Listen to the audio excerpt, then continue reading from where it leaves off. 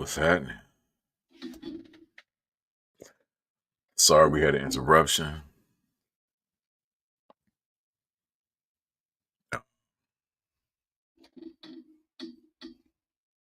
Shit happens.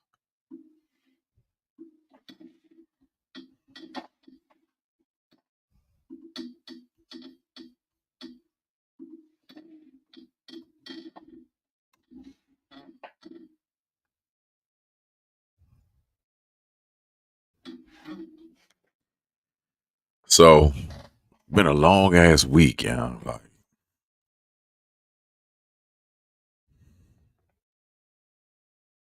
been going through some things. You hear me? Like and subscribe to the No Filter Show. Uh,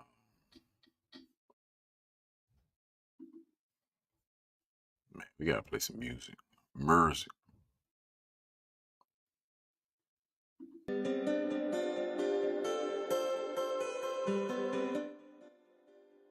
Oh no.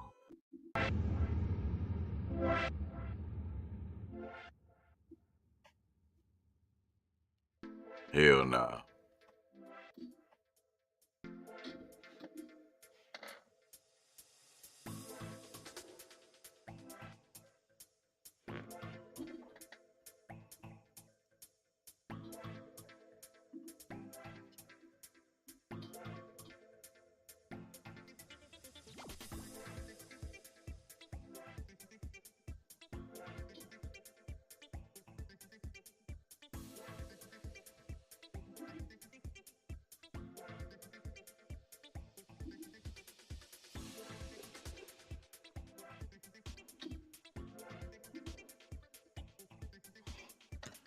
Still waiting.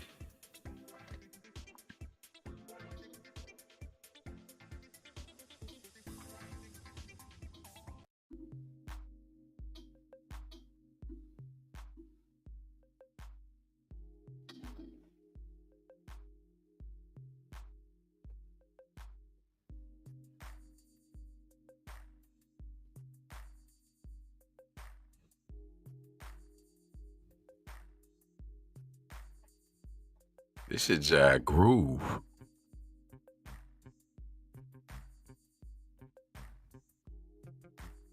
For all the people that got lips out there instead of mouths. We can just do this.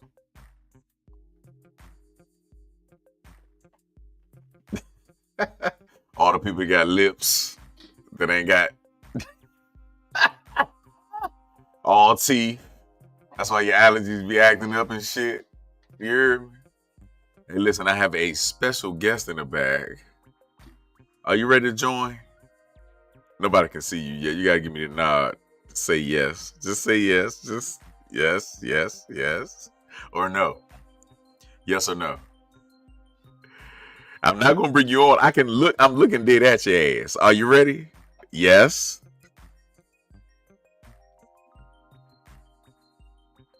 Hey, look, she in the background doing this. Like little kids and shit. You ready? All right. If you don't know, this is A Diggs, the coach. Hello. Hey, what's up? What's happening? Could you hear me? Could you hear me now? Yeah, I can hear you. What's good, yo? Ain't nothing. Did you call me yo? Josh, I took it back to the yo. It was good, yo. How has your work You week know what I'm been? saying? I'm still on B-Day, A Dig celebration. It You know is your what I'm saying? birthday. So, my birthday was yesterday, but every day is my birthday. Yeah. But this weekend is my birthday weekend. So I'm still like on A Diggs time. This is A Diggs time. Mm. Let me ask you a question. You know, Well, like matter of prime fact, time, yeah, like for Deion sure. Sanders with the prime time. Yeah, Oh, we you got with A it. You Diggs with it. time. Let's talk about Oh, I'm that. always with it. Let's Yeah. talk about that. How do you feel about the backlash and all the resistance that Coach Prime has been going through recently? Man, first of all, let's just talk about that shit. First of all, people been hating on his ass forever. And guess what? I fucked with. He don't give a fuck. You know what I'm saying? And that's what I like. Yeah. You know, he gonna stand his ground. He gonna speak his mind. He gonna say what he gotta say. He gonna. That's why he's the coach. Mm. You know what I'm saying? He's prepared to lead. He's gonna say what he gotta say. Leaders lead. You know, and also leaders get hated on. And guess what? Leaders don't give a fuck because they doing what they supposed to do. Let me ask you this. So, as you know, the reason why you put the emphasis on the coach because your underlying name is A Diggs, the coach, right? Right? Why? Where does the not giving a fuck come from? Like, how do you like lead a person into the, into brightness and the light if you don't give a fuck? See, this is the misconception that people have about the quote not giving a fuck, because not giving a fuck doesn't necessarily mean that you don't give a fuck about people and how they feel and the betterment of their self. You're not giving a fuck about somebody stopping you from doing what you gotta do. So that's what I mean by not giving a fuck. You know what I'm saying? Not necessarily not giving a fuck about people and their feelings and, stuff like that. Unless it's going to affect you. And That's if that's the case, then don't give a fuck about that. That's very interesting. So you've written many books, right? How many books do you have underneath your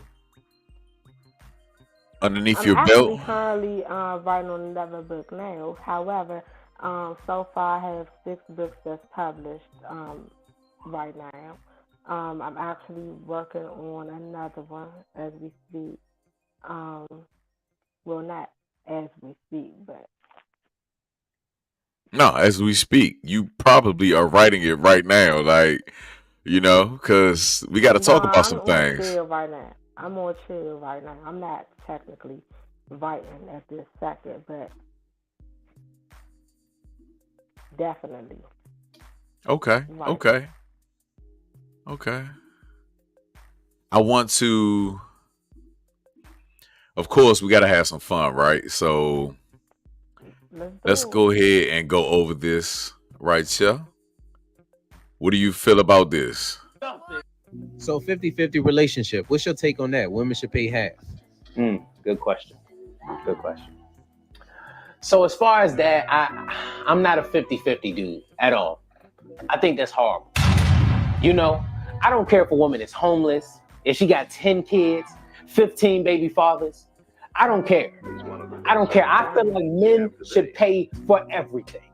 And when I say everything, I mean everything. Groceries, her groceries should get groceries. You know what I'm saying? She should get a $10,000 a week allowance. And if I'm not able to make that $10,000 payment every single week, then I should sleep outside and she should find another man to sleep with until I can provide her for what she needs. Because women are everything. Women are our gift to earth. 50-50. And cut. Hey, that's a good podcast, bro. You about to get it, son. Hey, you hear me? Son, what I'm telling you is, God, they gonna be on our line, bro. On my line. Save some for me, bro. They calling me down. I know they calling you. Yeah, my mom probably even gonna call you. I'm about to be in all type of cheese. What I'm gonna pay? Nothing. You hear me? Nothing. I'm listening, Coach.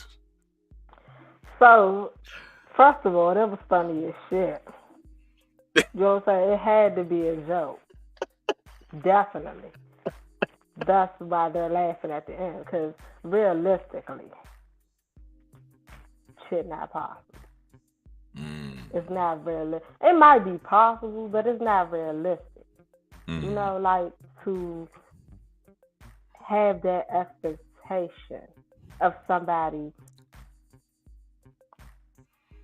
putting in 100% of everything in that relationship.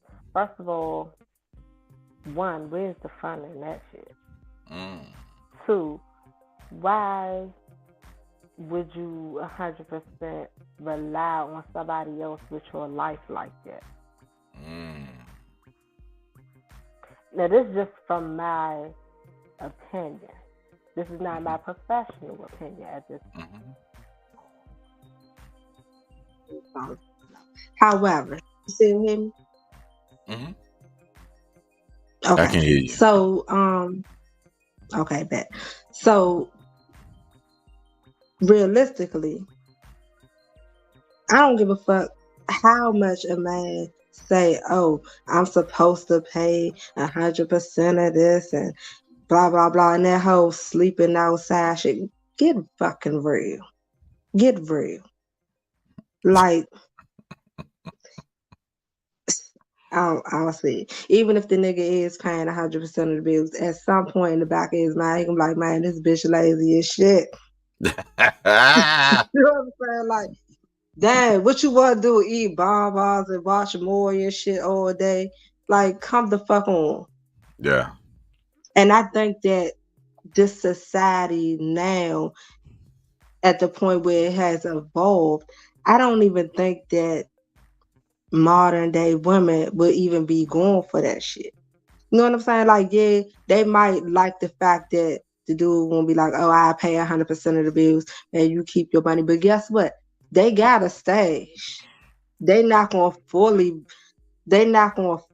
invest that reliability on a man. Talk about they gonna support them 100%. It's just not logical. Really? And this is just my opinion. Now, I ain't gonna say they ain't gonna take the money though, but what type of brownie points is you trying to get there, dude? What I liked about the skit is that behind closed doors, these guys that ignite and fuel the fire or the flame against the dynamic of men and women nowadays, black men and women, is that it's all about kissing ass to get some ass, right? Now at the end, he said, "What I'm gonna pay? Nothing. He's still gonna scratch some cheeks, right? Like he gonna feel that skin. So, like, does it really matter at the end of the day how much money you make? I mean, you know, we growing up in the DMV and people that travel here and everything, that's one of the first questions that they are asked on a date. What do you do? What do you make? What is your median income? Solamente. Or by yourself. And then everybody wants to combine.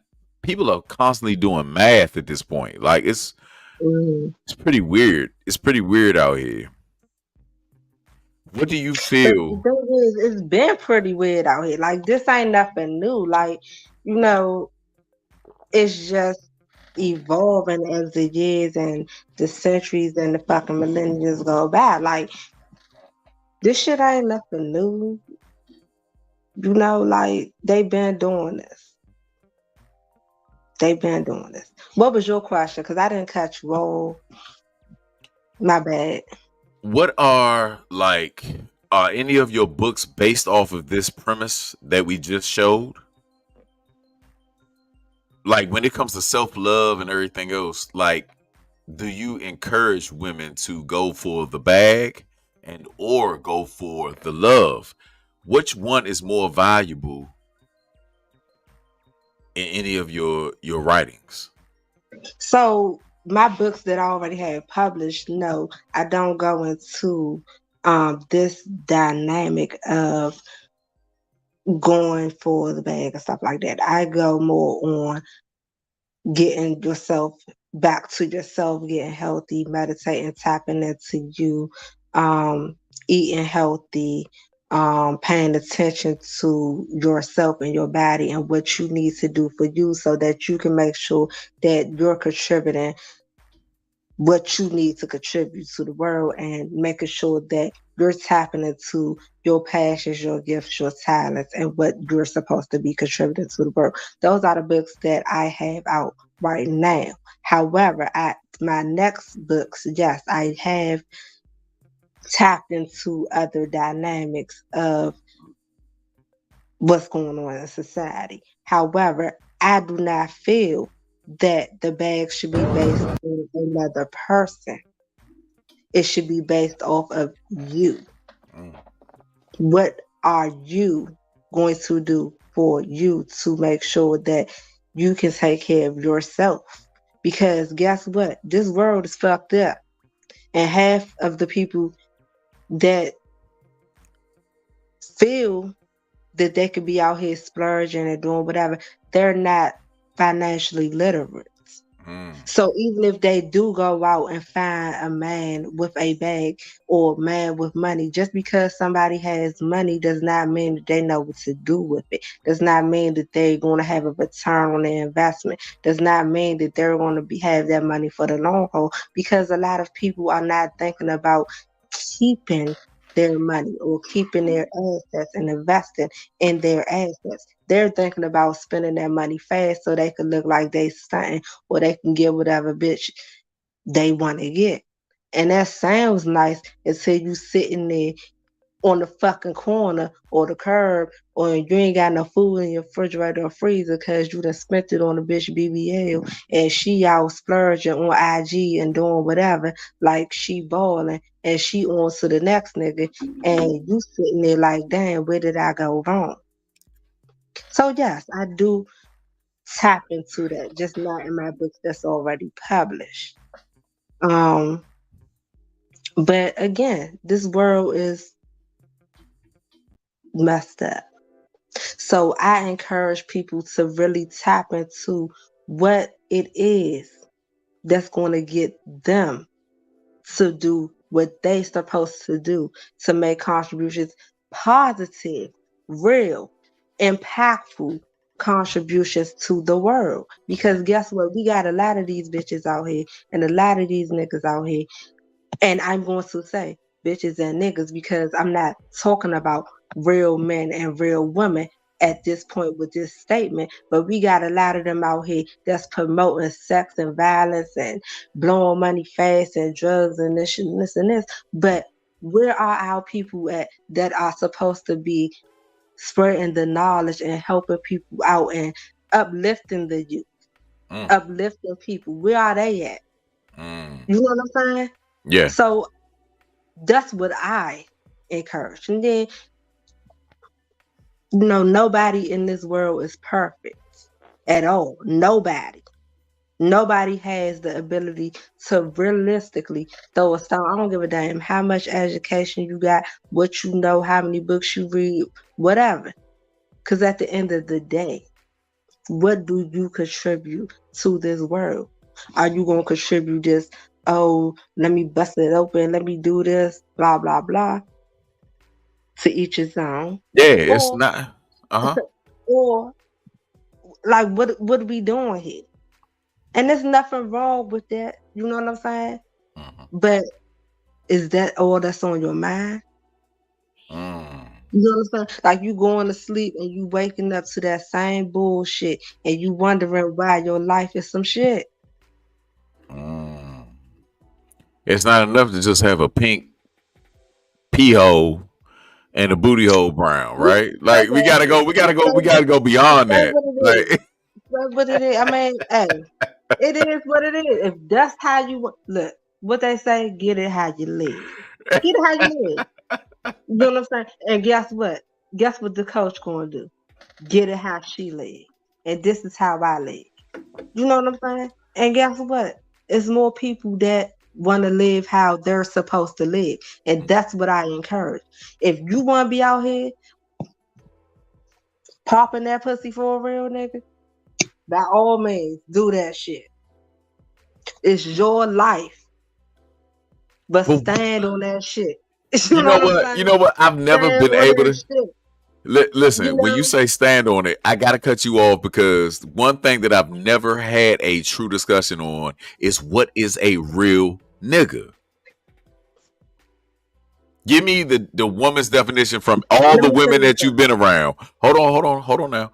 From all the women that you've known and you've been a fly on the wall and their definition of a real nigga, your definition of a real nigga, make a burrito and make a real nigga out of that, out of all the ingredients. What is that? Man, first of all,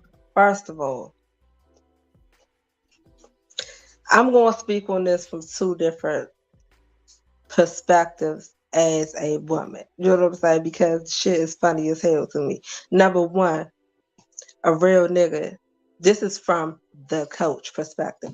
A real nigga can be different things to different people. You know what I'm saying? Not necessarily from whatever. Me, I think a real nigga is just somebody that not necessarily thinking with their full. But this is from the coach perspective of a real nigga.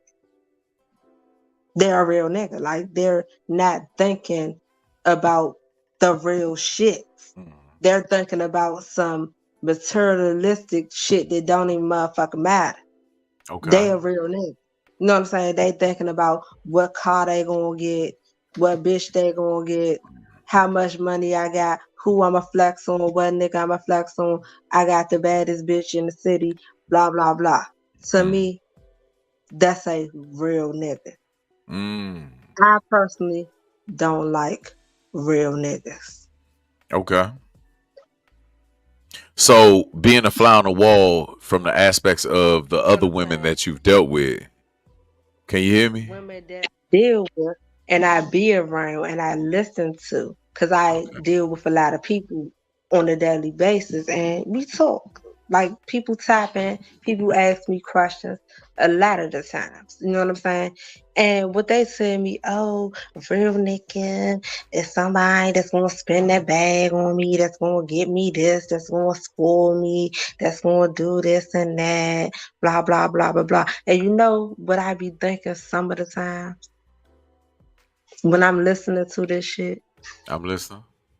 People's minds are fucked up. Their priorities be fucked up. Because at the end of the day, they don't really know what the fuck they really want. Mm. And they don't know who the fuck they are. Like a lot of people place their value on some bullshit. And some stuff is just beyond value. It's priceless. It's fucking priceless. But they want to put price tags and name tags on every single thing to the point where shit don't even fucking matter for real. So what is we talking about? Let's talk about the value, right? So let's talk about the basics. When we think of value or when you think of value, what do you see value in? First of all, value is in your character. Value is in what you respect and what you know about yourself. Value is where do you see yourself? What is valuable to you? Because you can't expect somebody else to see value in you and call you valuable and shit like that when you don't even know what it is that's valuable about yourself. So you can't sit there and say, oh, I'm valuable to this person, I'm valuable to that person, but you ain't got no motherfucking value on yourself. Like, what we doing? Mm. You know what I'm saying? So what do you think is important to you and the person that you are and your character and what you expect from yourself? Like, what are your ethics? What do Mm. you have that can't nobody take away from you as a person? Because that's what makes you valuable. What is it that you can't nobody take from you? Or what can somebody take from you that is of meaning, that is going to have something to do with the world as a whole? Because guess what? People could easily go out there, have their titties out, have their whatever. That's not valuable. Mm-hmm. Like, what are you placing your value on? Mm. You know what I'm saying? Because there's a lot of people that be like, oh, nah, this dude don't mean shit, this woman don't mean shit because they out here doing this and that, or they feel like she ain't shit because she got 10 baby fathers, whatever. You know what I'm saying? The situation is. Mm-hmm. But what one person ain't valuing could mean the world to somebody else. Mm. It's perspective. But first you gotta have a perspective on what the fuck you feel about yourself first. And I'm not even saying that when people hear me say stuff about yourself and tap into you and stuff like that, it has nothing to do with selfish. But guess what? You gotta be selfish. Let's explain that. Like when it comes to selfishness, right? That comes with a degree of narcissism, as most people would feel. Yeah.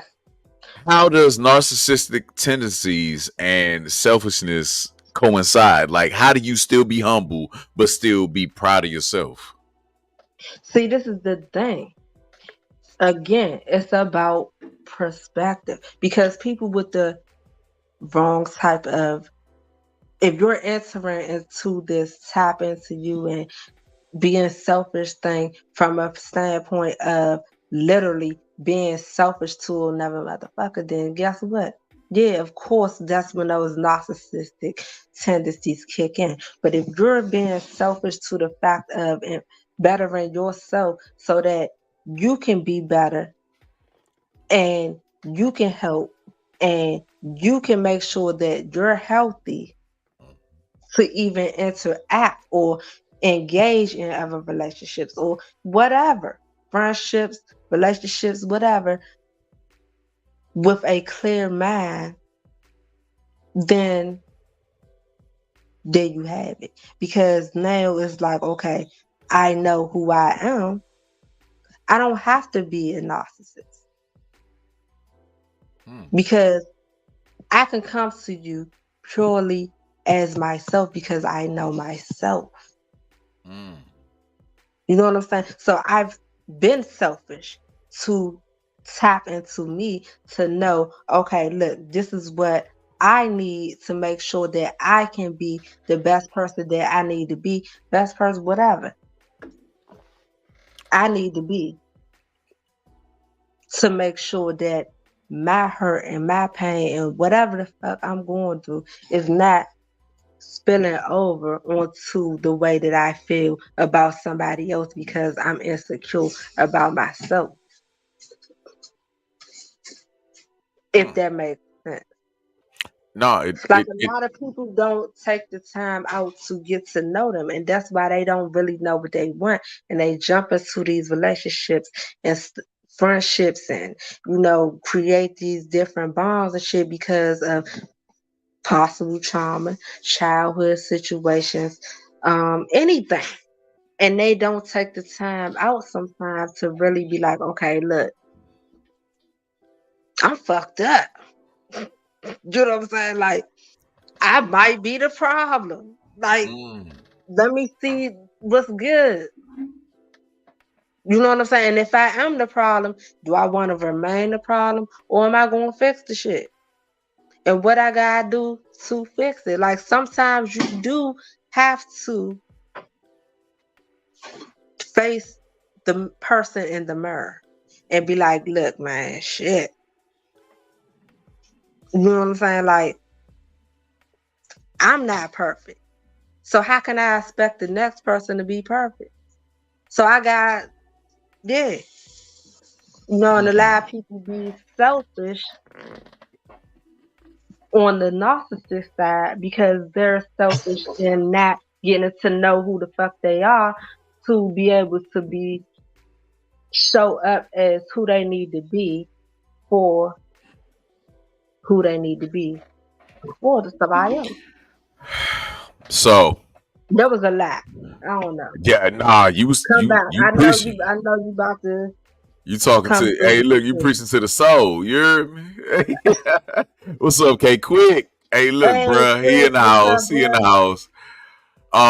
Just to pick your brain just a little bit more because you are an author of 6+ books, right?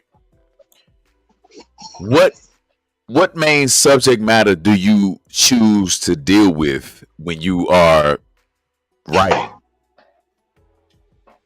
See, I can't actually say which is not one specific subject matter because things are broad. Okay, things are broad. I'm a coach. You know what I'm saying? I'm a life coach. I'm a success coach, motivator. All types of things fall under my belt, so I can be talking about any type of subject. You know what I'm saying? Like, so I can't really say, oh, all my books are specifically going to be about this. All my topics are going to. I got tongue twister. My It's bad. okay. Take your But time. I can't say that everything that I talk about is going to be about the same thing because it's not. You know, like I said earlier when you first asked me, I have a book about my meditation. I have a book about healthy eating and healthy lifestyles. I have a cookbook. You know, so I have different books I have a poetry book. Okay. Well, So let me cut you these off are right there. different. I gotta cut you off real quick. Cut me Your off. first Cut me book. off. Your first book. What was that motivation? What was that motivation? My first published book. Your first published book. What was that So my motivation? first published book came from me being in a dark place. Mhm. I had to actually take time. Hey, Weezy. I had to take time out to actually do these things and figure out Mhm. what can I do to get out of this dark place. You know, Okay. so I started researching. You know, I was like, okay, what is it that I can do that can help me get over some of the traumas that I've been through, help me clear my mind, help me to really find out what it is that I'm supposed to be doing because I'm doing so much shit. You know, my life is just hectic, busy. I don't got time to slow down. Like, what can I do with though I can focus on what the hell I need to be focusing on? And that's what caused me to actually go into the research of meditation, actually started taking my classes and actually going through the process of learning how to meditate, which led me to tapping inside of myself and finding out, hey, it's other people that need to know about this. So I got certified.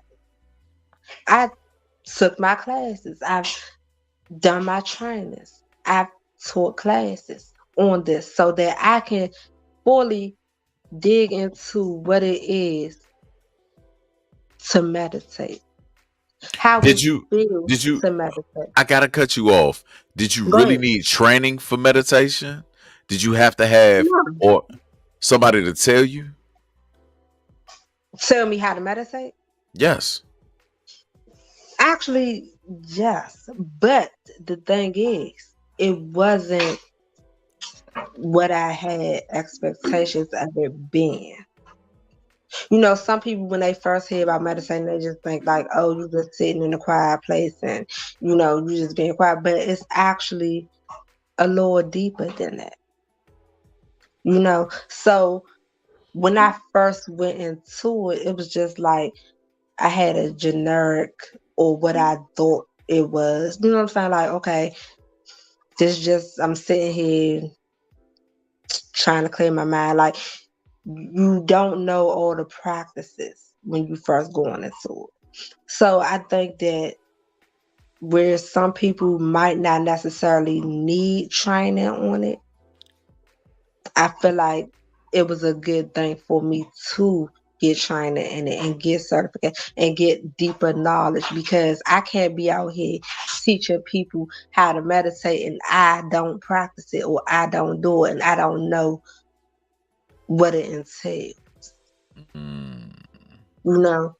And when I started actually doing it and getting into it, and with my instructors, and going through the whole certification process, then that's when I started realizing, like, okay, it's deeper than rap. I started connecting.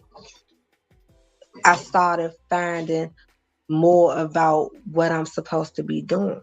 Okay. And then once I finished my certifications, I was like, you know what? Okay, but how can I make this whole process of medicine? First of all, let me back up real fast. My first published book is called Meditation for Busy People. Okay. So I'm sorry, I didn't talking about all this before I even told y'all what the book was. My bad. But Shameless plug. Let's go. Meh, meh, meh, meh. so I asked myself, I'm like, okay, I'm certified. I've started doing this on a more regular basis. I've actually tapped into it. But how can I make this simplified for somebody who doesn't know about meditation, who may feel like, okay, I want to meditate, but I'm always on the go, which was somebody like me, always on the go, don't really got a lot of time to really do this, but I need to do this. So how can I simplify this to make sure that I can make it work for me, and also make it work for somebody else who may be going through the same shit that I'm going. So that was my inspiration for the book. And I missed I did see some comments, but No. I'm gonna pull this up, and this is the most valuable point, because a lot of people don't understand this, that meditation is training. Quick said that I didn't know you could be trained to meditate. Now, Quick, I will say this for myself, bro. Like, when you see me in my peaceful moments, I have to train myself to be quiet, which is hard for me. I have ADHD. I have all of these like things that go on in my mind.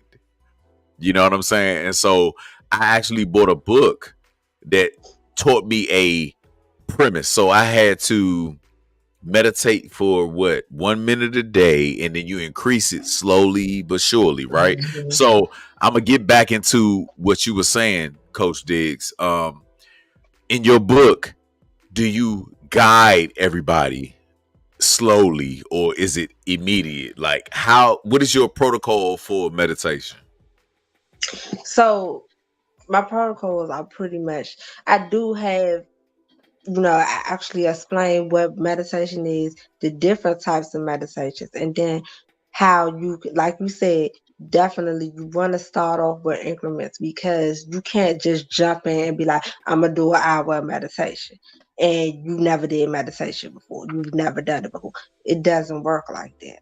Like, you do have to gradually get into, like, start with 2 minutes, start with 5 minutes, start with 10 minutes, because it's a whole process. You know what I'm saying? It involves different type of breathing techniques. I do talk about that, that you have to go through. You have to actually clear your mind, because you can't fully tap into what you need to tap into when you got, like you said, it's people with ADHD, it's people that have other issues going on, and all of this running through your mind. How you gonna focus? How you gonna meditate?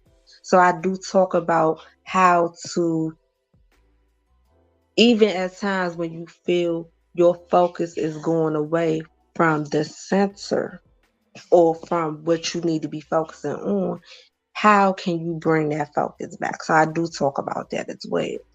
Like, there are techniques to this, that a lot of people don't know. And like I was just saying, like, someone first going into it, or someone who doesn't know fully about meditation would just think, okay, it's about me sitting down, being quiet, or blah blah blah, and they think that they meditating, and they wondering why. Okay, yeah, I'm still on low vibrations, or you know what I'm saying. I'm not reaching all my chakras. You know what I'm saying? It's different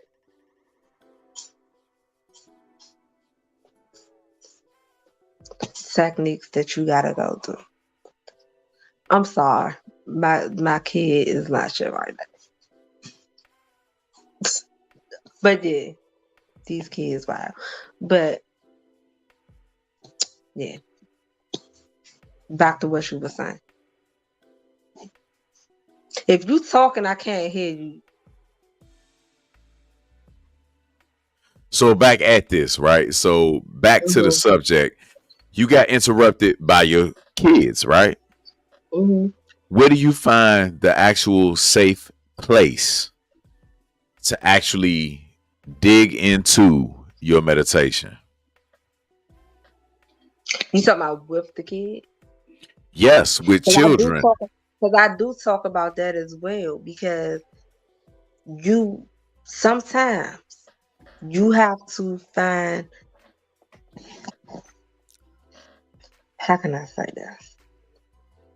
As y'all would say, fuck them kids. Sometimes you gotta be like, okay, what times are best for me to be able to have a quiet moment? If their bedtime is 10 o'clock, this for people with small kids. My kids are a little older now. They know not to fuck with me. Like, hey, this mom's time. However, people with younger kids or stuff like that may feel like, okay, I don't have time. My kids running around, blah, blah, blah. But guess what? We make time for what we want to make time for. So if you feel that meditation is something that can be beneficial for you, you're going to find a way. Them kids go to sleep, they got a bedtime, 8 o'clock, 9 o'clock, 10 o'clock. Guess what? Do what you got to do before those times and stick to that time. Be like, okay, look, from this time to this time, this is mom's time. This is dad's time. Don't mess with me during these times. You know what I'm saying? If you gotta wait till they go to sleep. Again, it don't have to be all night. You know what I'm saying? Take 5 minutes. Take 10 minutes. Take 20 minutes. Do you sun gaze? Why can't I read that? What does that say? Do you sun gaze as well? I've never done it, but I've heard there are benefits to it. That comes from K Quick. I haven't personally practiced it, but I've heard about it. I don't practice it though. But it's definitely a major benefits with that as well. So I've heard from other instructors that incorporate that. They actually talk about that doing mindfulness as well. Some people use the sun gazing to actually go into a state where it's like you're in between consciousness. So a lot of people practice that in mindfulness as well. Are you serious? Yes. So between the children, the everyday rigmarole of traffic and everything, where as an author do you tell people to place their values at? Is it more so the bag? I know I'm spinning the block now. Oh Jesus, Oh, we spin the block. got Quick in the Spin the background. block. No, we got Quick in the background. He want to Come join. on, quick. Come on, quick. But spin the block. Hey, Quick. Come on, quick, because I want to hear what you guys say. No, Because I he's got very time curious. for it. I got time for it. No, he's not even coming on here like this. Like he's really No, I curious. was talking about you. I thought your ass was about to come with some bullshit. What's No, no, up, no, Quick? Bruh. no. Quick my So, bro. I know he ain't come up with the shit. hey, Why what's when up, I brother? come? Quick. What's happening? What's happening? What's happening? Why is it when I come on, the animosity between you two kick up out of nowhere? Everything was very cordial before I even came into the But background. no, but hold on. He started though. He started though. He always Before starts did it, you not doesn't hear he? him say, "Oh, I'm about to spin the block"? Blah, blah, blah. So I'm like, That I'm don't, trying to get my but stuff that together. Like I doesn't got necessarily, time for a nigga. It's but Friday, nigga. but Nick, Like what's good? that don't necessarily What's mean good? something confrontation. That just means he wants to revisit something. But I'm just saying, this is I Mo. We don't never know. that You that know, is with that Mo, you that's never know. true. Mo, you never That know. Like that is we very never true. know. That's very true. All So right, well, quick. So what's quick. up? I gotta listen. You posted something. Do you sun gaze as I well? did. I've never done it, but I have heard there are benefits to it. Can you elaborate on that? While I go take a I piss will break. have to I wish I had my computer down here, but ironically one of my friends, well, she's like assisting me, like Leticia. She actually the one who told me Yeah, this that's what I was saying. sun Like, gazing. So yeah, so Phoenix, you I've gotta been tell me told about that too. I've been told the same by my friend Leticia, because she's been teaching me certain ways of centering myself, calming myself down, and that was one of the things she mentioned. I have to do I'm doing more research on it. Off the top of my Mhm. head, I can't remember all the benefits of it, and even I'm looking at what Phoenix just said. She said you don't look directly at it. My crazy self would have looked directly at the dang sun Yeah. and did the stuff wrong. So so I need to figure out what the heck I'm doing first if I was to even attempt that. But I didn't know it was a thing.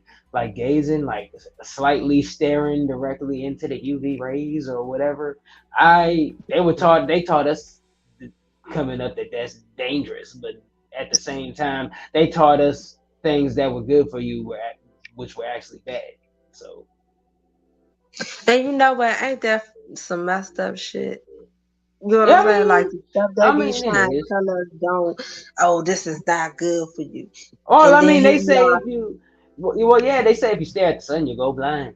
All that kind of stuff, So Right. they But said, that's what well, I'm saying. That's wild. Years later, then they come out. Oh, it's benefits to such and such and such and yeah, such. I mean, Like, but you damn, I got, could have been doing that shit. I mean, you got to think about it. Look at what they said was good for us. This goes all the way back to when you say when they taught us the different food groups, the food pyramid. They said that milk was good for us. What is the benefits of a human drinking milk from an animal that's not a human? We humans make their own milk for other humans to drink, but you got us drinking milk from a cow.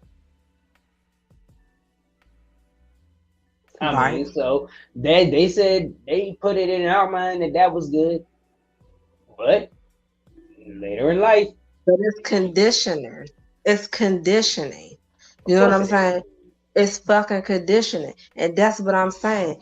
We've been so conditioned. I'm talking about as a human race. We've been so conditioned to think that, oh, this is how shit supposed to go. We look at these TVs, we look at these commercials and shit like that. They're conditioning people. Oh, don't do this, don't do that. Smirnoff commercials. Oh, this the best drink in the world. And then motherfuckers alcoholics and getting in accidents and shit. You know what I'm saying? Because it's conditioning. You know what I'm saying? So now let's take that same conditioning and condition ourselves the way the fuck we need to condition our own self by gaining knowledge that we need to gain. We need to be studying more. We need to I be agree. reading up on more of shit that's of purpose or stuff that's going to be beneficial and Now, not rely on what the fuck society tells us is good for us and what's bad for us. Because who the fuck is they to tell you what's good and bad for you? Now I have Everything to in the world gonna cause cancer. That's true. I have to cut you short because I'm amongst two geniuses, right? So both of y'all have studied psychology, correct?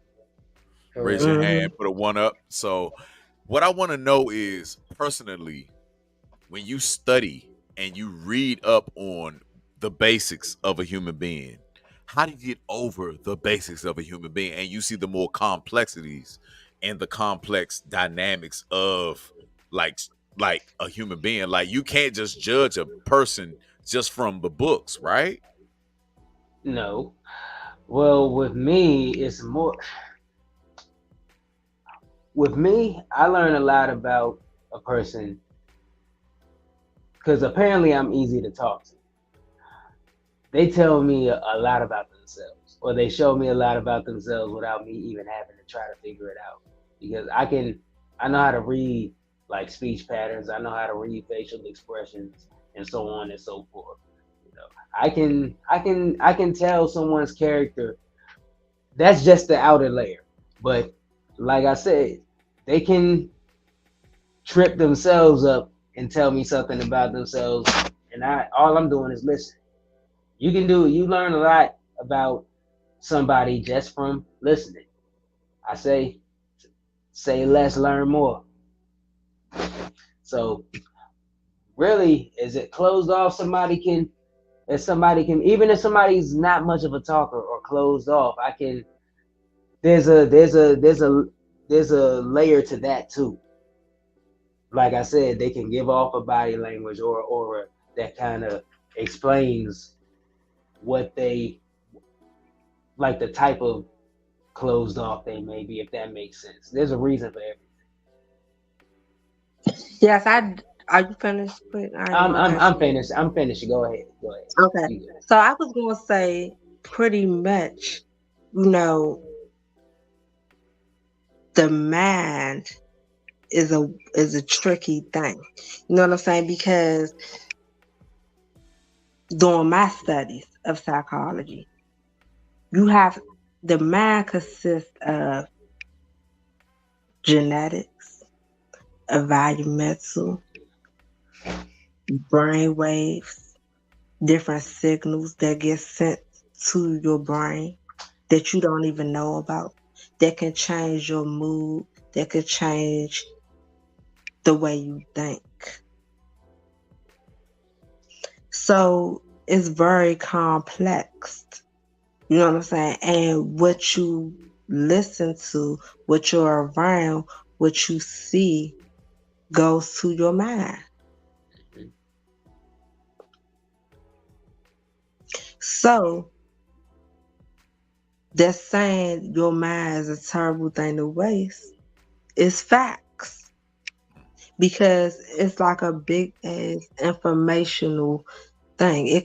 It controls so much with your body, with the way you handle certain things. So I mean, it's really no telling how one person can be like somebody else. Nobody is going to be the same. So I can't sit here and say the way that you think is going to be the way the next person think, because the information that you're fed may not be the same information that somebody else is fed. You can be in the same class and not interpret something the same way.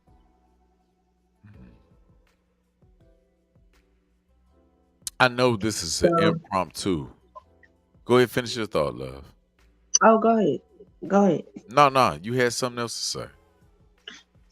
I mean, I pretty much summed it up. Okay. It's With just, the actual knowledge that you two beautiful people have. I mean, like, listen, from Quick to you, Coach Diggs, like this is like it's a double team, right? But it's so cerebral, right? So we're going into the brain. We're going into the emotions. we're trying to get people to the next plane, right? So with all due respect, within your own lives, Coach Diggs, K Quick, how do you apply it to your life when you are running out here chasing money, property, things like that, material things? What are y'all doing to heal yourselves in the meantime? You want to go first, quick? It don't matter. I mean, so give me more context of what you're asking for. You mean as far as the question? Like you said, what are we doing to heal ourselves? You said. Oh well. As far as me, it's nothing that I haven't spoken of as of recent, you know. So it's very ironic because as inclined psychologically that I actually literally probably, what time is it right now? 8:30. So about 3.5 hours ago, I walked out of a therapy session. You know what I mean? So I reached the point. If anybody has recently watched the No Filter show, I was explaining probably two episodes ago how I just reached to a point where, with everything I have going on within me that I've been dealing with, I've been doing just that, dealing with it, but nothing has really been getting solved.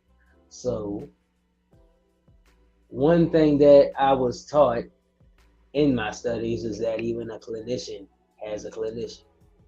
Ah, So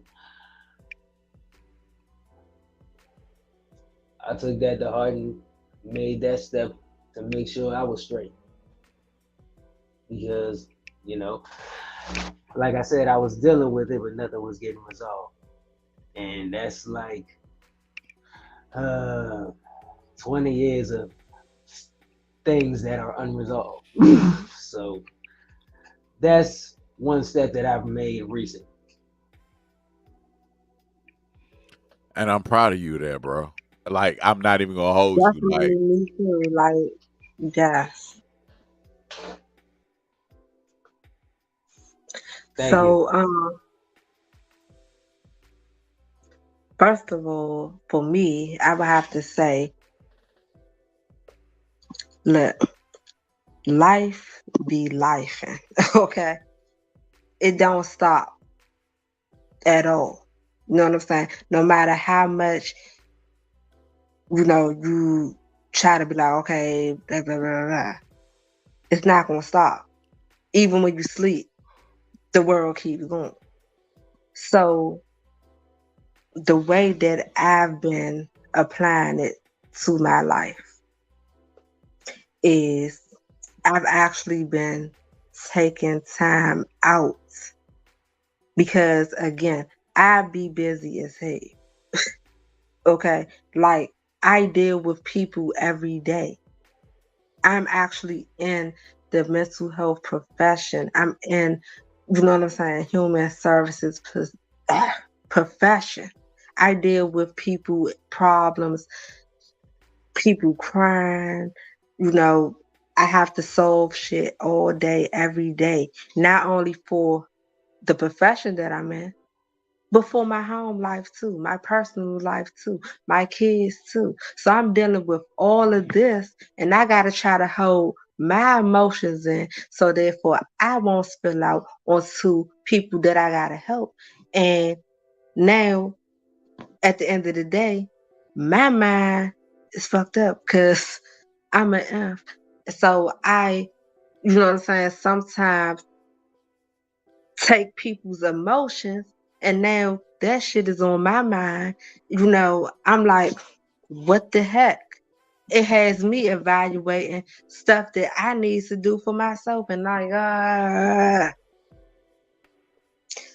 say that to say, with all of that, I had to learn, okay, how can I clear my mind? Because it's not healthy for me to be dealing with that all day, because now I'm not no good to not only somebody else, but I'm not no good to myself because I can't think clearly. So I've learned, like you, Quick, I also have a therapist. You know what I'm saying? I was like, you know what? Hey, therapists need therapists too. Coaches need coaches too. You know what I'm saying? And how can I be okay? If I sit here and tell half of what the hell I'm going through, people will probably be like, yeah, how you still walking around? How you still thinking? How you still smiling? How you even still operating? But what I've learned is by me putting these practices in place that I teach other people, I've learned, okay, hey, yeah, shit fucked up, but guess what? Take time out to acknowledge that, yes, because you definitely have to face the fact that you're going to have to acknowledge it. You know what I'm saying? So I've taken time out to acknowledge, okay, hey, this is what's bothering me right now. This is what's on my mind. Even if I'm at work or helping somebody, I will step away 5 minutes or so and tap into myself, because now I know how to do it. And I say, okay, yes, I'm feeling this emotion. I'm feeling this type of way. Like, okay, hey, let me deal with this for a quick second so that I can get back to what I got to do, because shit still has to get done. The world is still moving despite on how I'm feeling. So this is how I've been coping with it and dealing with it. And I've learned that, hey, right now, this is the most healthiest way for me to keep going without feeling like I want to jump off a bridge. That is different. Now, how do you work in tandem? Both of you beautiful people work with psychiatrists because they are the pharmacists for, once it goes to a certain extent of you sacrificing your time and you have dealt with all the emotions of a person, what makes you send them over to a psychiatrist to get diagnosed or prescribed medicine? You mean as far as people like my clients, or you're talking about as far as myself? Like, what do you mean by that? Because of HIPAA, we're not talking directly about that, but I want to know, with all the training that you have, you and Quick, right? Coach Diggs, K Quick, when is it that you have to send them over to get prescribed something to the psychiatrist? You are a psychologist, then you have psychiatrists, right? Mhm. When does it get to the point where you're just like, you know what, there's no hope? Describe that to people that are looking for counseling from a beautiful psychologist such as you, Quick, and you, Diggs. Talk to me. As far as firsthand, like as far as being currently in the field, I'm sure Coach Diggs could give you that. But going off of my personal beliefs and my experience, as far as the extent, I believe that medication is the absolute last resort. Because just based on what because in the midst of studying this, I've also discovered things about the industry about the psychiatry industry that I don't like. And I've even spoken to the person who I'm working with now, and she's agreed, and she agrees, because a lot of psychiatrists get too trigger happy when signing out these prescriptions, because that's where their money is. Like, for real. I say, instead, what I personally believe is there are, well, not even that I personally believe, because it's proven, because I've actually speaking to people. Excuse me, I'm tripping today. I've spoken to people who have gone through similar things to me that I've went through, but the person who they felt were supposed to help them decided to just pump them full of medicine and all that, and nothing got solved.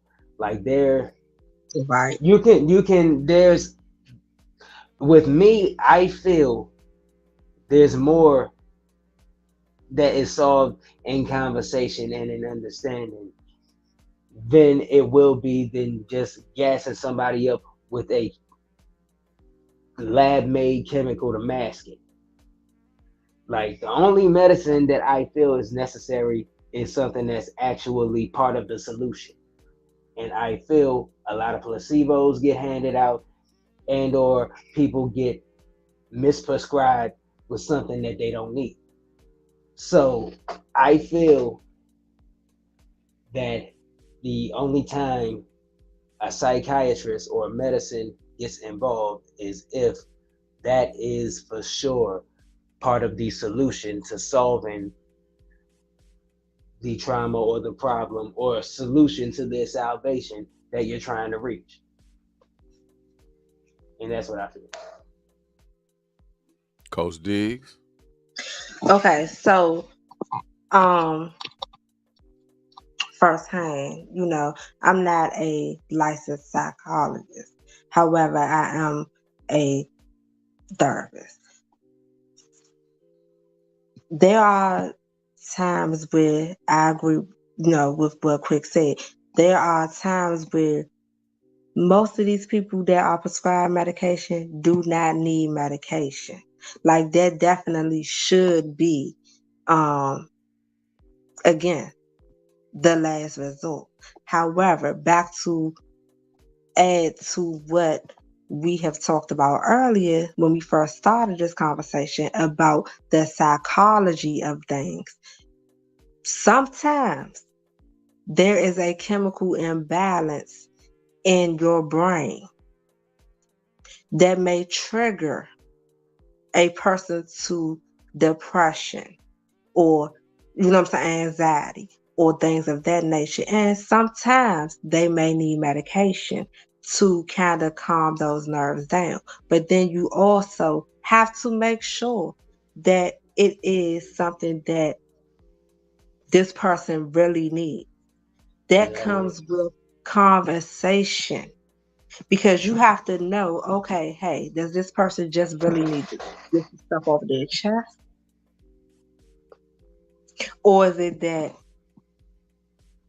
their mind is really like imbalanced? Because now that will help you determine, okay, do I need to send this person to get deeper evaluated? What are they saying in these conversations that are triggering or alarming to the point where, hey, they are really on the edge?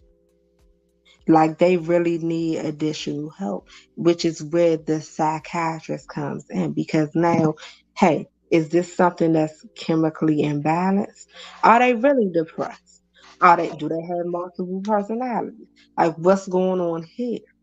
Because a lot of people are misdiagnosed because they feel like, okay, hey, I don't want to deal with this person. A lot of therapists just send these people to the psychologist and be like, psychiatrists and be like, okay, yeah, they beyond repair. When that's not the case, they're not taking the time out to really find out what the root problem is, because why is money in the medicine? So they feel like, okay, let me send them out today. So therefore, boom, you prescribe them something, they drugged up, their mind is, dormant or whatever. Hey, they'd be okay. So now they like zombies. And again, like Quick said, the issue is not being resolved, because now you're suppressing parts that need to come out to be healed, because you feel like this medication is the solution, when sometimes they need to figure out what caused me to feel like this in the first place. What happened to me? What caused this? What caused that? Because now, by you giving somebody medicine, you suppressing what caused certain situations. And guess what? Now that's a trigger. Because if they go and these issues are unresolved, guess what? You're still in the same situation. They've never addressed what needed to be addressed. So are they really being heard? I want to bring up one question. We have two questions about a Blue Phoenix herself. Also, what are some signs a therapist, psychologist, life coach, or counselor have taken on too much and many and may need sessions themselves? You already told that. So I really don't want to go into that because a therapist needs a therapist. I did massage therapy. I needed a massage therapist. You know what I'm saying? Like, you have to take that shit off of your shoulders. Am I correct? You are Mhm. correct. I mean, there's really, for real, as far as to give a short answer to a question, there's no signs that we can see because, like I said, I'm doing what I do because I myself know that I need, you know, when we out here in the field handling business, doing whatever, like we can make it so that you don't know something. If we don't want you to know what's going on with us, you don't have to know. We can make it so you don't know. Until when it gets to the point where, with me, when it got to the point where all the cracks, all the chinks in the armor was showing and everything was cracking and falling, like, all right, yeah, it's time. Like when I literally couldn't hold up the walls no more, that's when I needed to take that step. Now everybody is different. I've been doing that for years and years and years. Now everybody's time in doing that is different. Some people can't do it. Some people can't hide it. Some people will crack at the seams. Some people will be able to stonewall that ish and hold it for I don't know how long. But that is, as far as the signs and the time, that is completely to the discretion of the person in question. So with that, is levels to it. Like, kind of what you said, but I feel that based off of what Louisa said, um, because like in this profession, we deal with a lot of people who are coming to us with a variety of things. Mm-hmm. So now, yes, we are not to get our emotions involved. However, at the end of the day, you've heard so many stories. You can't go to your spouse. You can't talk to your friends. You know what I'm saying? Because again, confidentiality. You know what I'm saying? So now you're holding on to that. And sometimes we think about different stuff that we've heard, and sometimes we might be like, Dad, am I going through this? What's going on with me? And I feel that in this profession, it's healthy for counselors, therapists, psychologists, mediators, life coaches to have that outlet in another therapist where we can get that off of our shoulders because we need to clear our mind as well to be able to take on more clients and more customers or whatever. Because it gets to a point where now you're at an overload because not only are you playing an integral part in somebody else's life, now you also have to internalize what you are going through personally. And you're not going to be in a session with somebody talking about your personal life outside of being with a therapist unless you're talking to a friend or something like that. But you can't tell them necessarily about what you've going through from what you heard. So definitely I agree with Louisa, question as far as do therapists and counselors and life coaches seek therapy themselves. And I feel that that is very important because, again, like you said, Quick, some people where they may be built strong, at what point is the well going to break and that water is going to spill out? Once How again, much that's can a person take? Nobody really know. A person who has been holding it in doesn't even know when they're going to break. well, that's true. Like I said, is at the discretion of They that don't know. person.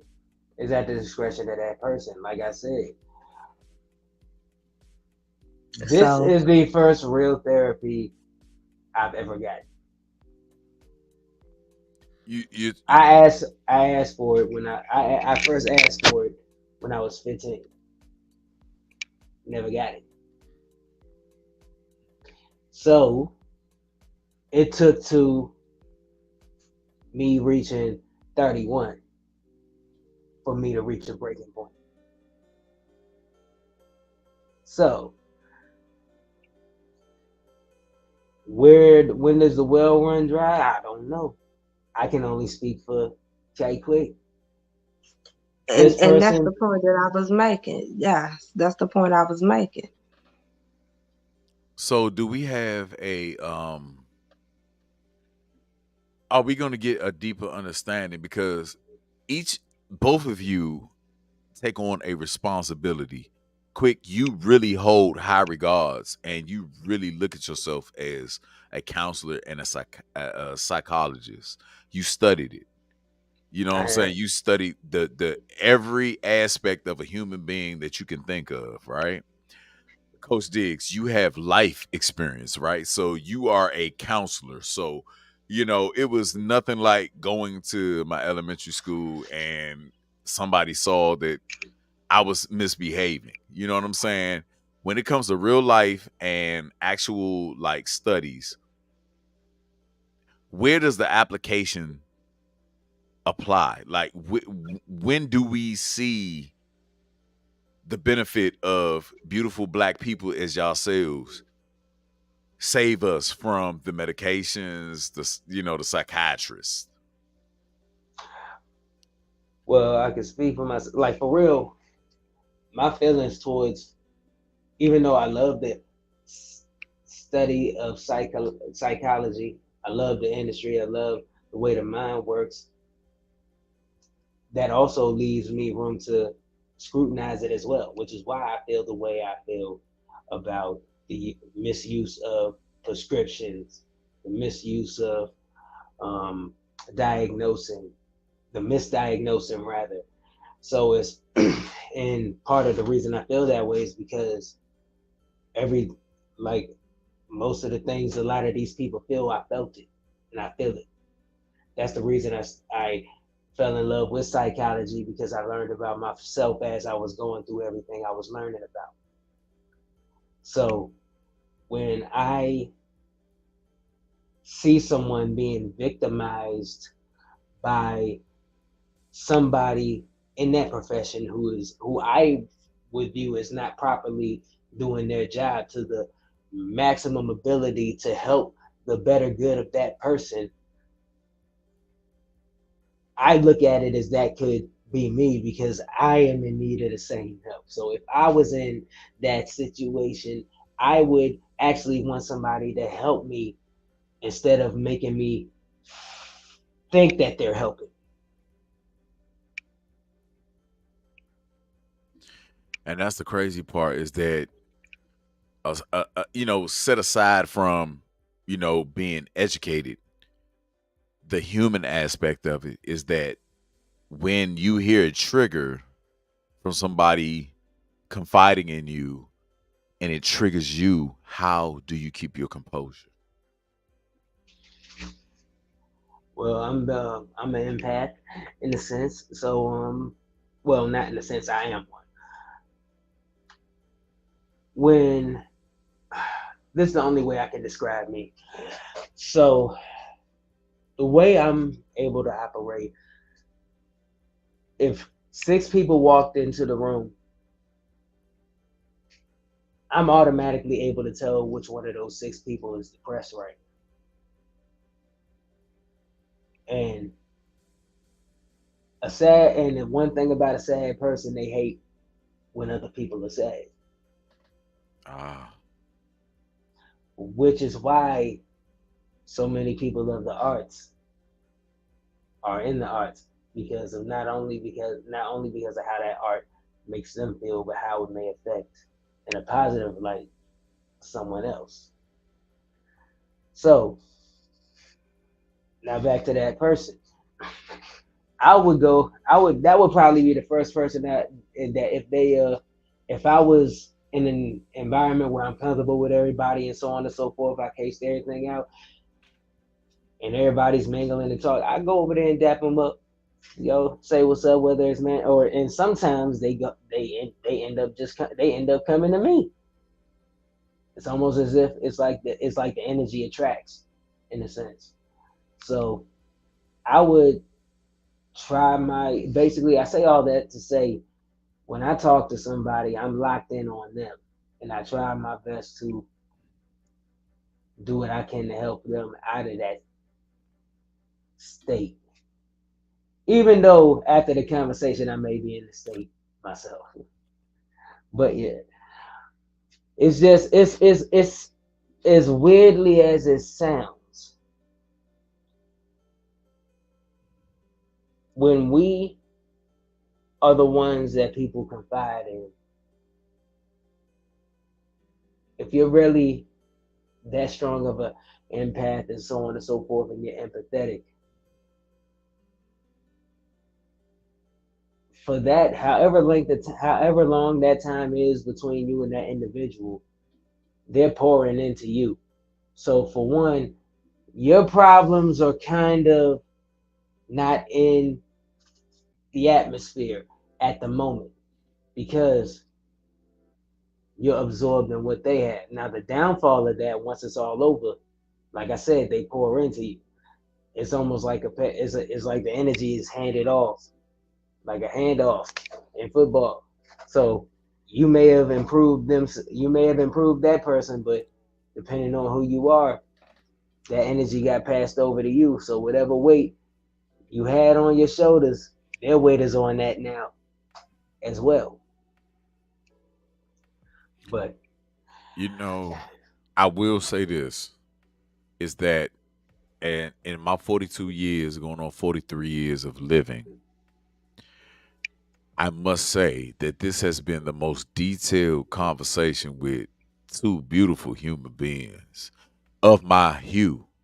You hear me? Of my color that I can actually trust in. You hear me? Now, let's go ahead and get to it.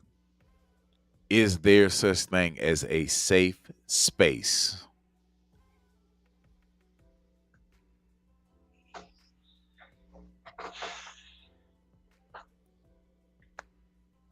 Give me 1 second. I will definitely be tapping into that. Take your time. But I like quick, it. is Yeah. there such thing as a safe space? And how do we apply that in our every regular day lives? Well, for one, do I believe there's a safe space? Yeah, I believe there's a such thing. What's a safe space for one, it may not be a safe space for another. So for me, and this may not have been the best thing, for the longest time, a safe space was anywhere where I was alone. You know, there's no judgment when you're alone. Safe space to me was when I had my pen and my pad. Safe space to me was when I'm behind a microphone, when I'm on stage. Those were safe spaces for me. Is there a such thing? Yeah. But it also, it depends on the person. That varies. Some people So have a hard time finding that. so this is what I'm trying to get at, right? Okay. Because Louisa said absolutely, right? Um, I'm gonna pull her next, you know what I'm saying, answer up. But what I'm trying to get at is What's up? when I lock eyes with you, right? Say I'm your friend. Okay. You know, you already my brother. So Right. we eliminating all this, right? I get you. Um, but if I am a total stranger and I lock eyes with you and I'm going through something deep, right? Hmm. Is there such thing as a safe space without Yeah. being paid? Without being paid. Yeah. Because I've done it without being paid. Like, cause granted, I've met several people who I'm friends with now to this day because of situations like that. And matter of fact, I'll tell you this just to kind of spawn off because it connects with the scenario that you just displayed. Um, I have a friend who I met way back, like when I first went to Bowie. I say I've known her since 2014. We had theater together. We had theater. It might have been no, it was our voice class. It was a part of theater, but we had a voice class together. Out of nowhere, she just runs out of class, like speeding, like you would have thought smoke was coming out of boots. So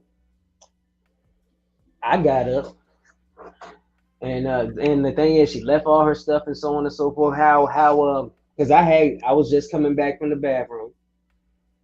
I was walking back to the class. She comes out of the class and jets past me fast as hell. Like I said, bat out of hell. So I turn around. I'm like, what the heck is going on? I go to her. I say, hey, are you okay? Once again, eye contact, just like you said, ironic. Not because I wanted anything. I was genuinely concerned because I wanted to see if she was okay. And from there, she locked eyes with me and felt comfortable with me. And she told me what was going on. And from there, we and her just had a conversation. We both were, luckily, it was our first day of class, so we didn't get too much shit for it.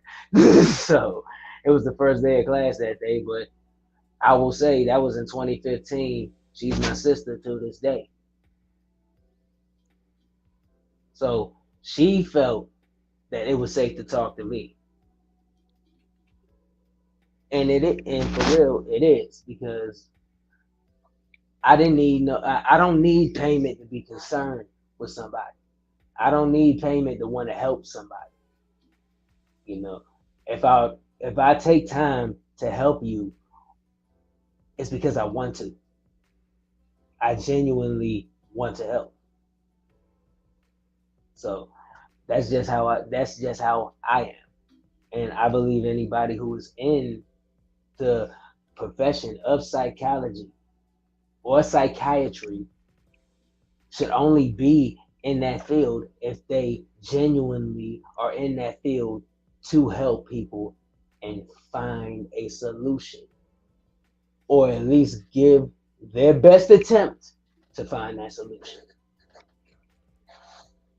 Let's go ahead and debate that part. I mean, I'm not gonna keep y'all up too late, but I didn't think this was gonna be this long of a conversation. This is a beautiful conversation because I have the Phoenix who has graduated from counseling. We have A Diggs, the coach that does counseling. We have K Quick, who is a clinical and certified vet when it comes to this. He has a degree in that. But the most pivotal thing that I posted just now, if you look down to the far left of your screen, it says it only costs your time. How much does time cost? Well, to be honest, it depends on what we're talking about. But if I feel my time could save someone's life, I'll donate. Hey y'all, I'm back. My bad. I had to handle something.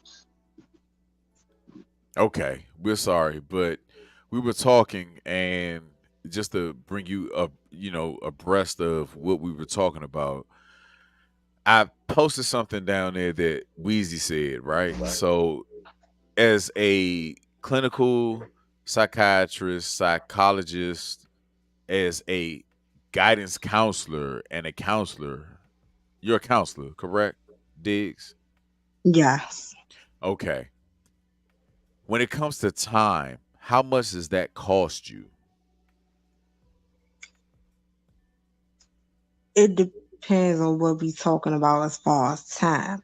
Hmm. Now, I personally think and know that time is priceless. Real time is priceless. That is something that you cannot get back. Hmm. You know what I'm saying? So when you decide to invest your time in somebody and something, what you're spending your time on is priceless. So I feel that what you give your time in, make that shit matter. Make it count, you know? Hmm. Because not only are you giving your time, you're in the space of somebody else's time. And what are you going to do with that? You could waste it or you can make it meaningful. What are we doing here? What am I investing my time in?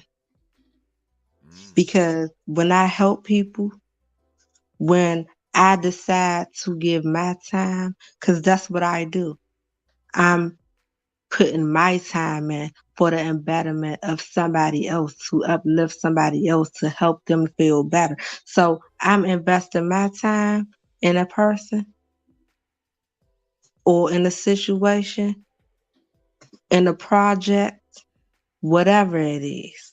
Hmm. I'm going to make it count. May I say It's, that I'm sorry, excuse me.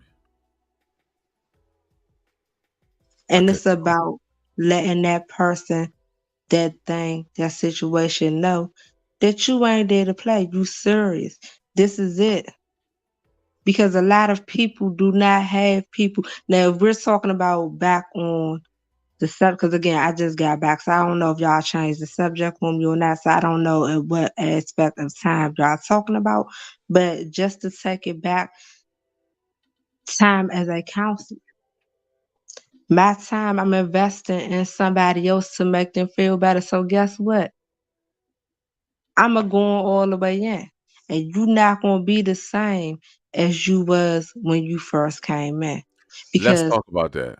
Hold on, I gotta cut you off right there go because ahead. Go as a ahead. counselor, as a psychologist, as a counselor, as Wheezy is, and everybody else, we usually call these people parents, right? So you are you are supposed to be able to look a person in their eyes and look at them and know their behavior off break because y'all are all empathetic and empaths, right? So Quick is an empath, Diggs is an empath, Wheezy is an empath, right?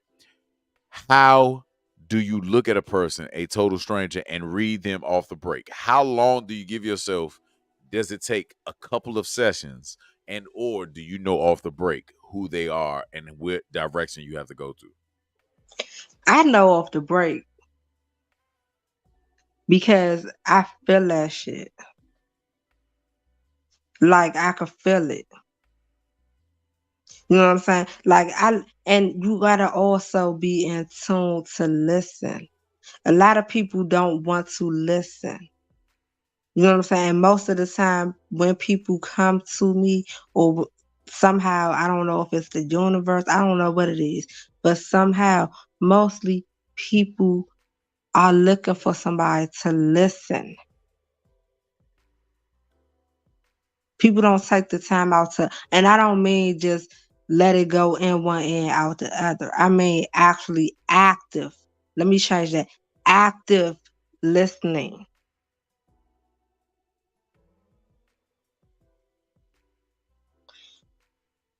Actually being able to interpret what they are actually saying. And I don't even mean active listening when it comes to what they're speaking out their mouth.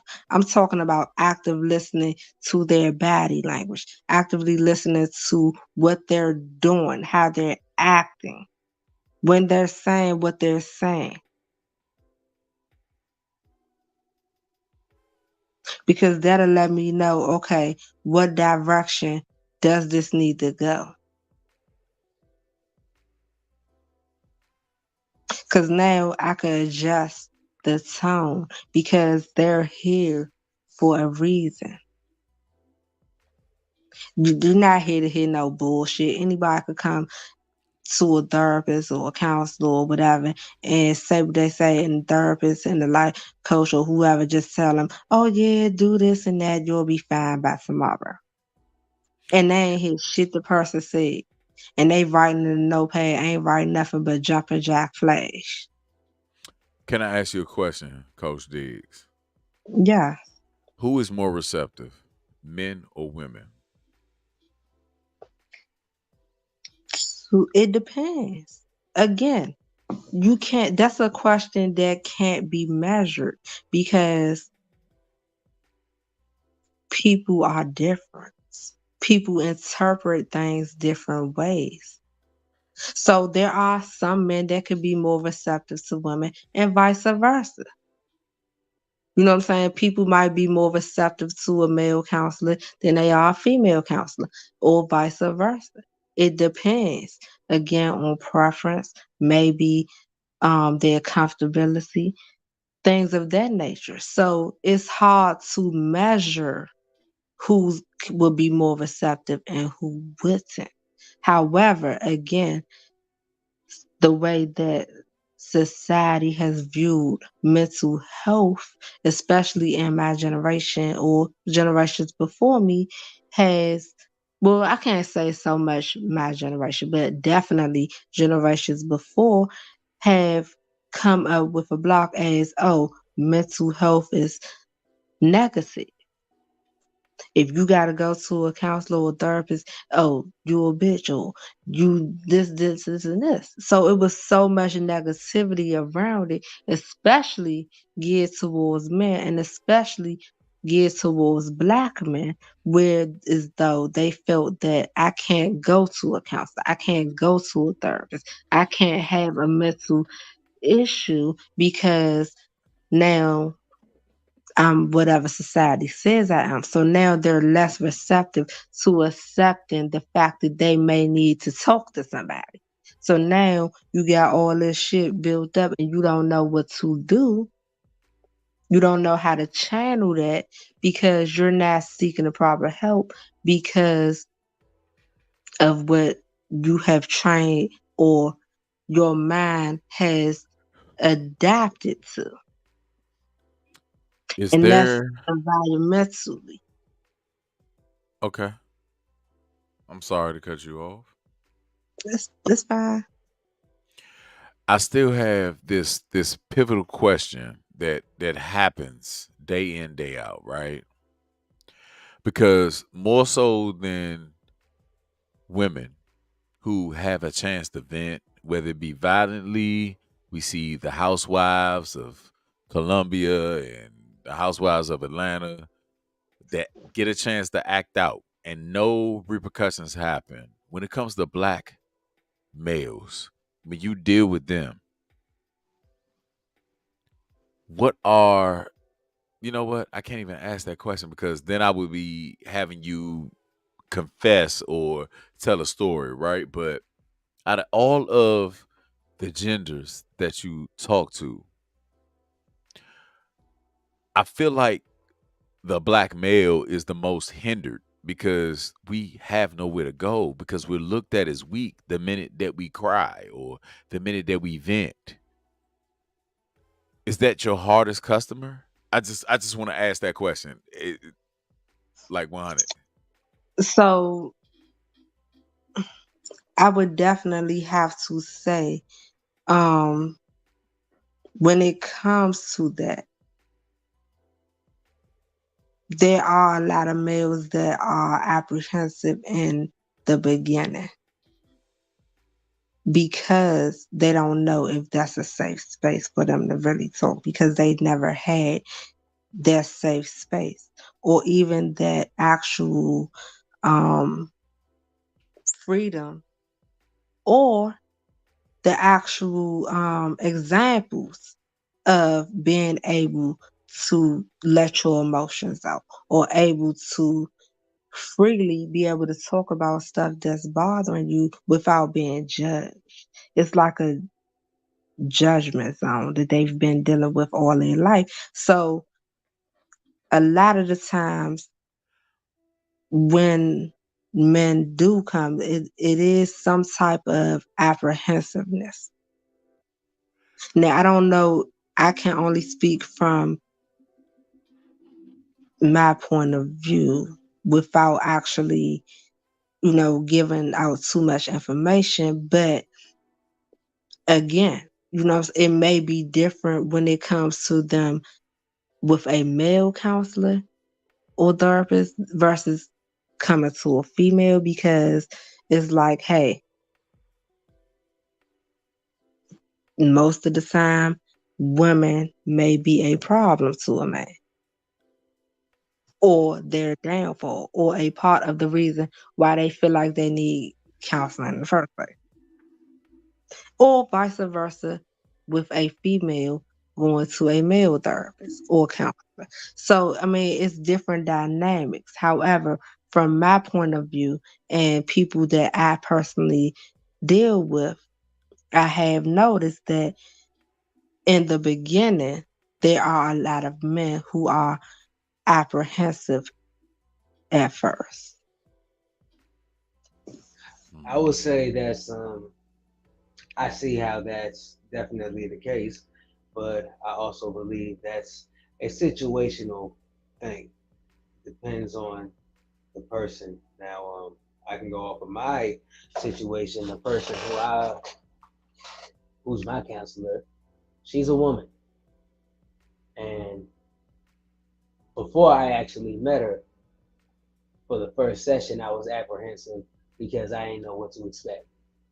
But when she started talking to me, this goes back to that guidance counselor that I had back in high school.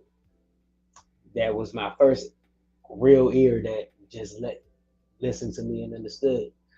When she started speaking to me, she reminded me of her a lot. And for real, being that, so as far as a woman, it wasn't a problem for me because it was a woman who actually gave me my first safe space.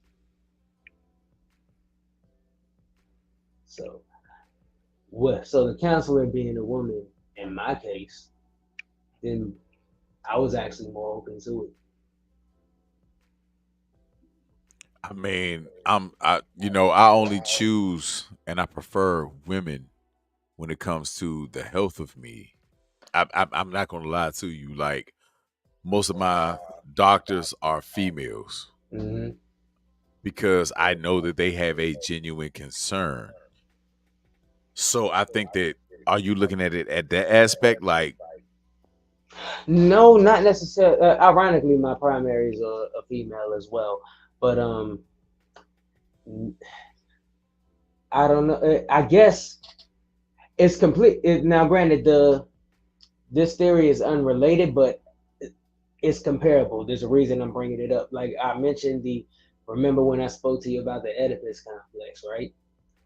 And you have an idea of what that meant. Now, granted, I think in my case, being that the first person who I think actually took the time to fully understand what I was going through and what I felt was a female counselor, I think that kind of shaped who I was comfortable completely letting my wall down with going forward. So that's why I say it's situational. In my experience, that was the cause and effect. She was the first one to give me an ear, and for some reason, anything that was comparable to her, for some reason, I automatically felt a sense of comfort around. That's for shit, yo. Hey, Diggs, what you got? I pretty much, again, like Quick said, it's all about situational because people are different. Nobody is the same. So again, like both of you guys have said, you feel like, okay, you open up more to women or you feel more comfortable with women. But there are some men who only feel comfortable with a woman therapist, vice versa. You know what I'm saying? Or they only feel comfortable with men. So again, it comes to preference in that matter. You know what I'm saying? But at the same time, there's a reason for it. Like I said, there was a reason why I was comfortable with her. I feel like if a man is only comfortable with talking to another man, or only comfortable talking to a woman, there was a cause to that effect. Now, what it is, completely different story. But there's a reason for everything. Definitely. I agree with you. But usually most of the time preferences are based off of what you perceive. I mean, exactly. That's how Again, preferences are shaped. exactly. So, again, at the time, you're there to seek some type of help. So if you're only feeling like you can open up to a woman, you're going to talk to a woman. You're going to prefer a woman or somebody who you feel that you're made a connection with. Because sometimes you might not even connect with the first therapist, the second therapist. Or, for example, or Mo said all his doctors or he prefers to, be with women.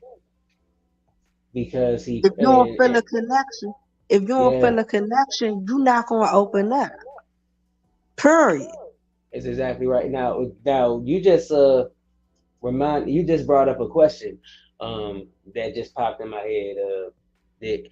Nick. Now, Mo, you just what was the reason you said you preferred a female doctor? Can you repeat that again?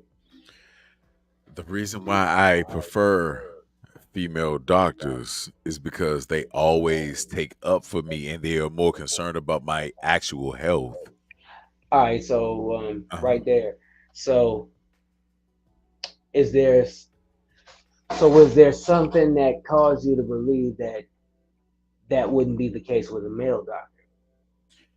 What I found, and this is not any harp on anybody, race, creed, or color, but I have found that most male doctors are more into getting the money to support the women that they are living with, and the women are trying to prove themselves as a true doctor.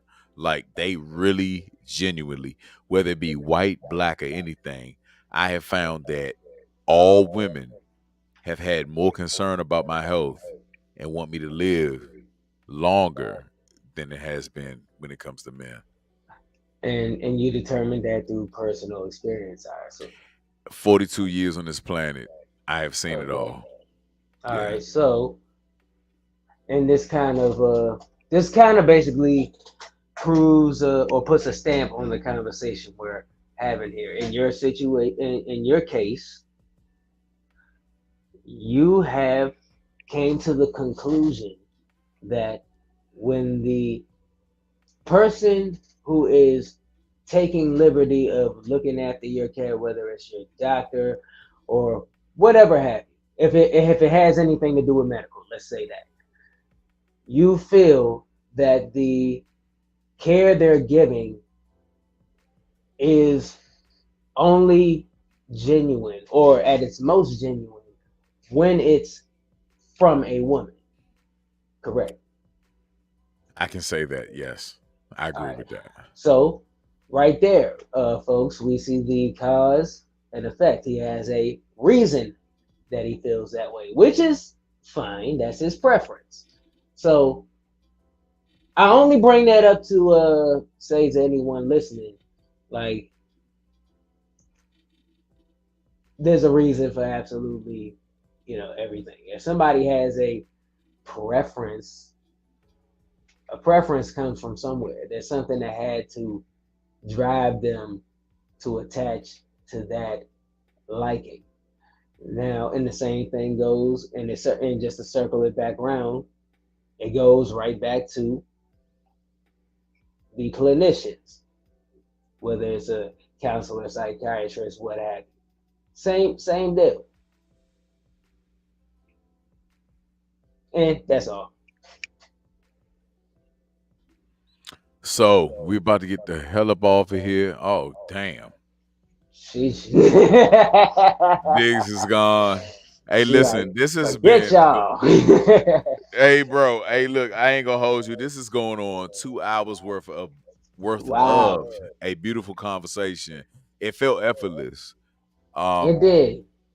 So I'm sorry, bro. I cut you off. no, you didn't. You know what I mean? Nah, but for real, even though the conversation may end here, it does not have to end in general. So if anybody doing this, or if no matter what platform it is, feel free to leave your experience in the comments. Let's continue to talk. Hold on, I gotta put all this shit up because Oh wow. Wheezy is our audience. So this is the first of many conversations that we will have to have. But I must say that every time I link with you quick outside of, any other space, I respect and I identify with everything that you say. Mm. I understand you. I love you for what you say, bro. Like Love you too. there's nothing outside of this, bro. Like I get you. Bringing it to Appreciate the it. yes, sir. Bringing it to the masses, that takes some time. You dig? So, You're but I get it, man. And going on damn near 2 hours of talking to you, motherfucker, we made it.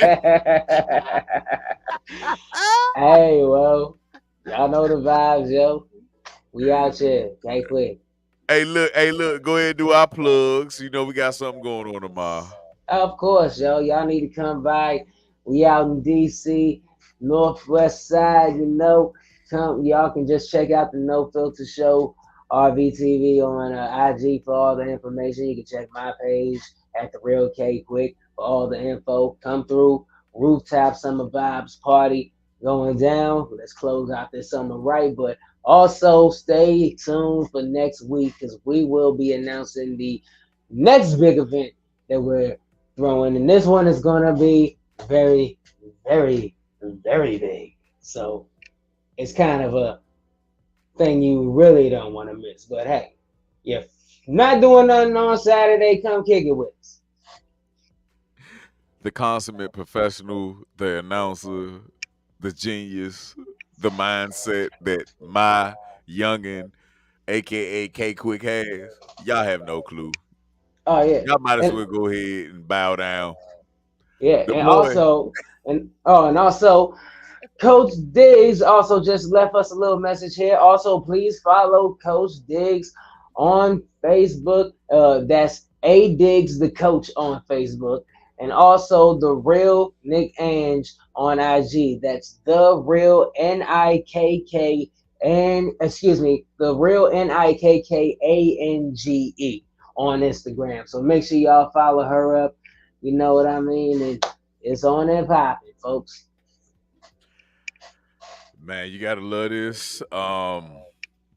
Next time when I do an impromptu, y'all need to pay attention because this is the softer side of me. And yeah. Yeah, he's a Yeah. jerk in real life.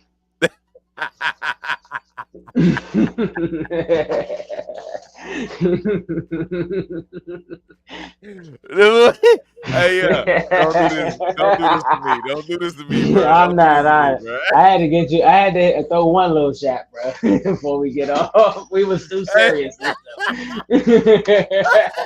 Hey, I ain't gonna hold you, bro. Hey, listen, y'all can reach me at GIMO on all platforms. But of course, it's the non-GMO kind of human being that I am. And of course, I will talk my shit, but man, I love each and every individual that has ever been on this podcast. I have learned to love more than I've learned to hate. Fucking with Quick, fucking with all I guess. Nah, real shit. No, it's real. Because if anybody knew him before he started doing podcasts, he hated everybody. This was not an approachable guy at all.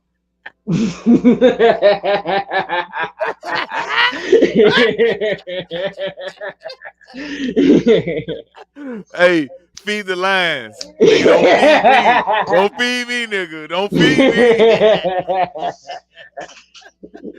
I love y'all. So look, I'm gonna sign out. And of course, we are the No Filter Show. We are Both Sides of the Coin. We are K Quick. We are Telemade Rock. We are the Blue Phoenix. We are Just Star. We are a family. And I love y'all. We are the life of the party if you see us tomorrow. Hey. Hey, listen, I look forward to it. I'm going to be in the cut, minding my fucking business. You hear me? Unless the DJ tripping. Nah, we ain't going to that. I know. I love y'all. Hey, look, I love you, Quick. Always, bro. Much love. All right, now. I'm out of here.